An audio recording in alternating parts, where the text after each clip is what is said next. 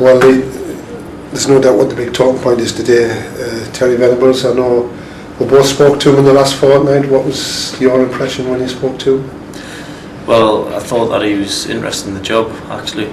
I think that he'd been out of football management for quite a while now, hasn't he? So this is a good opportunity for him to come in. Yeah.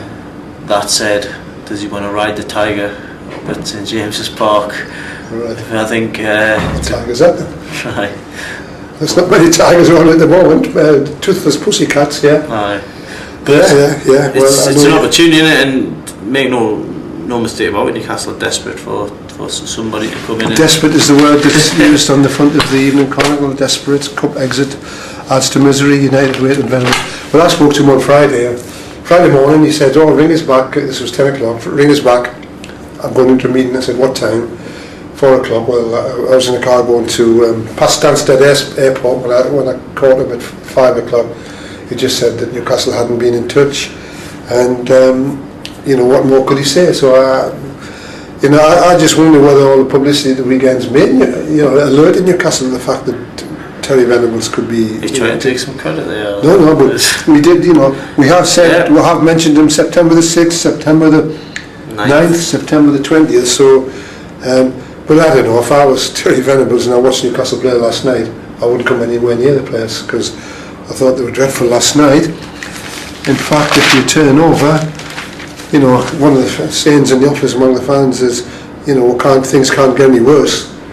But they do, they just keep getting worse and worse, and the sports editor has put a headline up, surely United can't sink any lower than this. And it just goes from bad to worse. What we've got left for the season, FA Cup. They can't sink lower than this. Yeah. That's a relegation fight.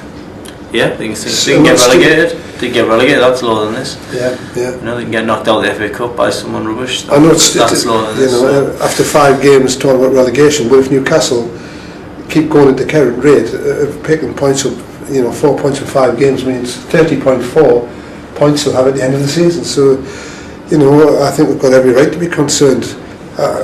I felt once Kevin Keegan went that this club could face a relegation battle, because, as he kept telling everybody, the squad was so thin. Basson last night, he's okay, isn't he, Basson? Good player. Good talker. Not bad. Ironically, he's one of the players that Dennis Wise signed, isn't he? So that's an interesting point, isn't it? Yeah. Well, it's funny, because when we're in New York, Kevin Keegan said to me, more or less said, don't count him. It's he's one for the future. And when people were saying they've made 2 signings, I'm thinking, well, it should be 3. Basson, and he's done all right. I won Woody last night. Great lad. Am I wrong in saying he's probably the best centre half we've had in recent times? Because he played a few games. He's probably the only centre half we had in recent times. Can't think of anyone else. Can you? Yeah. No. Well, Saturday, Blackburn Rovers terrified life out of me. That I remember, didn't Newcastle lose 1-0 and Souness was getting it? We want Souness out. Because Glenn Roeder went after they got beat by Blackburn Rovers. Paulins on the shortlist for the job. It's a worrying game on Saturday, I think. Do you agree? I know you've been speaking to Kevin Gallagher about it, haven't you? Yeah, I think it's a game that on paper Newcastle should be winning. Yeah. And a game that they doesn't lose. How many times are you going to say that? But I think they've got a good chance of getting beat, because unless somebody comes in the next 24 hours, 48 hours, and I think it could be same again. Unfortunately, being in front of a crowd of 50,000 this time. Yeah. And then of course it's Everton after that, and Newcastle never do well at Everton. I think it's a crucial game on Saturday. Yeah, it's got to pick up some points somewhere along the line, but I wouldn't put my house on them doing it. And just because the confidence is rock bottom, Yeah.